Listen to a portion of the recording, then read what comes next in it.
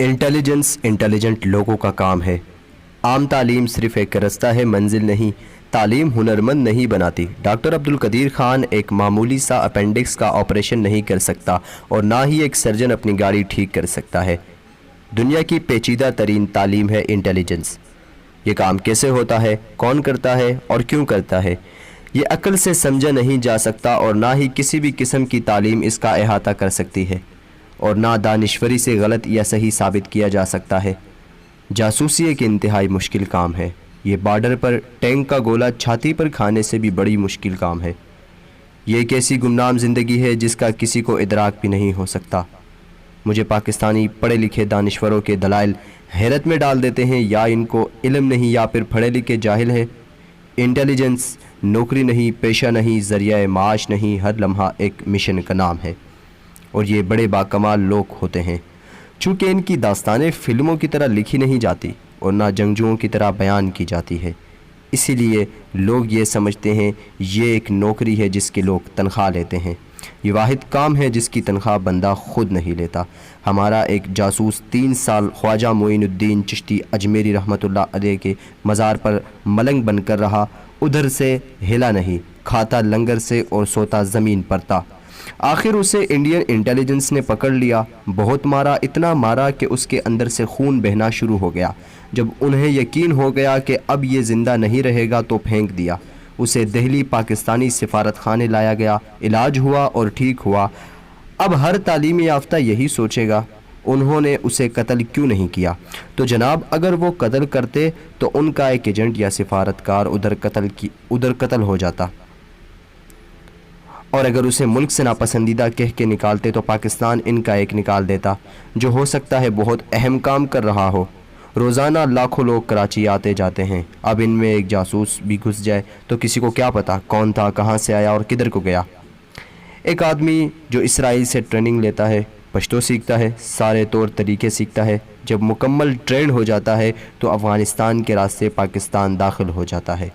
پاکستانی پشتون لباس میں پشتو پٹھانوں کی طرح بولتا ہے، لباس انہی کی طرح پہنتا ہے، نسوار تک کھاتا ہے، قہوہ پیتا ہے، کباب کھاتا ہے، پاکستانی شناختی کارڈ رکھتا ہے، حلیے سے بھی پاکستانی لگتا ہے، اور یہاں کام کرنا شروع کر دیتا ہے۔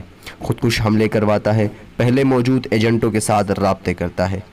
بنوں میں موجود ایک یہودی جو عالم بنا ہوا تھا، مدرسہ اور مسجد چلا رہا ہوتا ہے، پولیس پر، فوج پر، سیاستدانوں پر، شہریوں پر حملے کرواتا ہے۔ ملکی ادارے اس گمنام جاسوس کو ڈھونڈتے ہیں کہ دھماکہ ہوا تو کس نے کروایا۔ جب مدرسے پر آدھی رات کو چھاپا پڑتا ہے تو مولوی بھاگ جاتا ہے اور لوگوں کو کہتا ہے یہ دھماکہ ISI کرواتی ہے اور فوج پٹھانوں کی دشمن ہے۔ لوگ بھی سوچتے ہیں جو بندہ ہمیں قرآن اور حدیث پڑھاتا رہتا ہے وہ کیسے جھوٹ بول سکتا ہے۔ اس مولوی کے مسجد کے تہخانے سے کمپیوٹر اور تمام ریکارڈ قبضے میں لے لیا جاتا ہے، اسے ڈیکوڈ کیا جاتا ہے، اور جب اس کے ساتھیوں کی تلاش شروع ہو جاتی ہے تو پتہ چلتا ہے مولانا صاحب تو کابل سے دبئی فرار ہو چکے ہیں اور وہاں سے انہیں گرفتار کیا جاتا ہے۔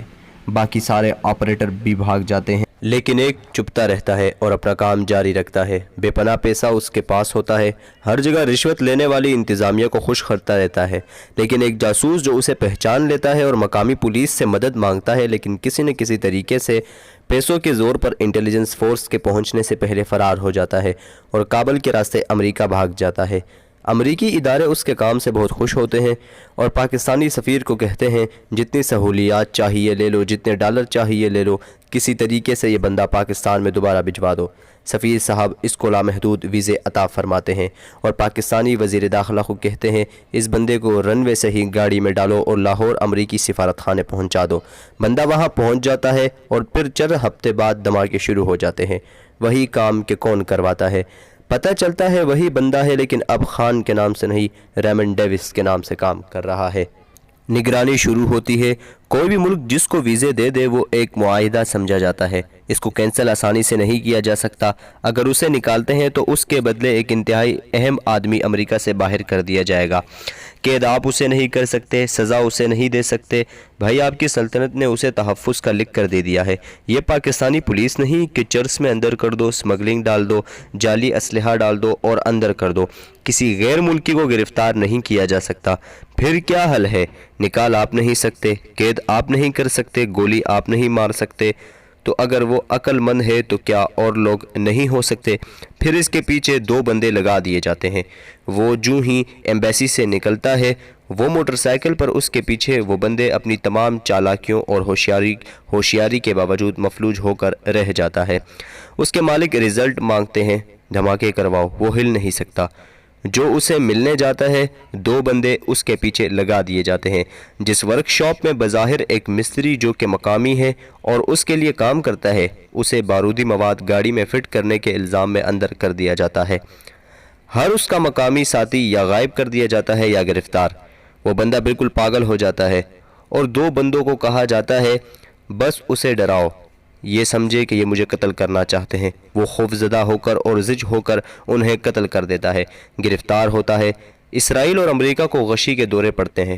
امریکی صدر ٹی وی پر اسے ڈپلومیس کہتا ہے۔ سارے بیک اور فرنٹ ڈور سارے کھل جاتے ہیں، خزانوں کے منہ کھول دیے جاتے ہیں۔ ویسے بھی ان کا 1 روپے ہمارے 104 کے برابر تھا۔ اس وقت جان کیری دوڑتا آتا ہے۔ امریکی جنرل جو افغانستان میں ہے وہ بھاگا بھاگا آتا ہے۔ وہ جاہل جو کہتے ہیں ہم امریکہ کے غلام ہیں، تو آقا غلام کے پاس نہیں آتا، غلام کو سمن جاری۔ انٹیلیجنس کا کام انٹیلیجنس والے کرتے ہیں۔ کیری کو کہا جاتا ہے CIA چیف کو بھیجو۔ CIA چیف براستہ افغانستان آدھی رات کو چکلالہ ایئرپورٹ پر اترتا ہے، DG ISI سے ملتا ہے۔ پہلا مطالبہ، جتنے ایجنٹس ہیں ان کی لسٹ دو۔ وہ بہت اوں آ کرتا ہے اور آخرکار 3600 لوگوں کی ایک لسٹ دیتا ہے۔ آپ لوگوں کو یاد ہوگا زرداری دور میں 4 بیرکیں امریکی اسلام آباد سفارت خانے میں تعمیر کی گئی تھی۔ پھر امریکہ اتنا مجبور کر دیا جاتا ہے کہ وہ 3300 لوگ واپس نکالنے پر مجبور کر دیا جاتا ہے۔ انہی دنوں جھنگ بہتر کے قریب ایک پل پر ایک غیر ملکی کالا چٹا پہاڑ کی فوٹوگرافی کر رہا ہوتا ہے، جسے سنائپر گولی مار دیتا ہے۔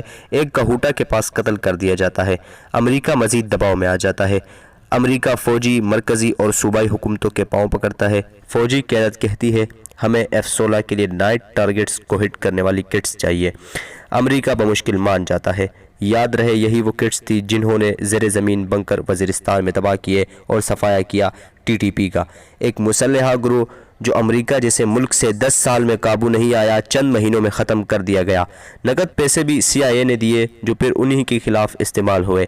نیوی کے لیے میزائل، آرمی کے لیے ٹارگٹ ڈیٹیکٹرز اور لاتعداد اسلحہ جو صرف ایک جاسوس کے عوض ملا۔ یہ سودا پیسوں کے لیے نہیں، ہزاروں پاکستانیوں کی جان بھی بچائی گئی۔ اس نیٹ ورک کے ٹوٹنے کے بعد لاہور میں کوئی بڑا دھماکہ نہیں ہوا۔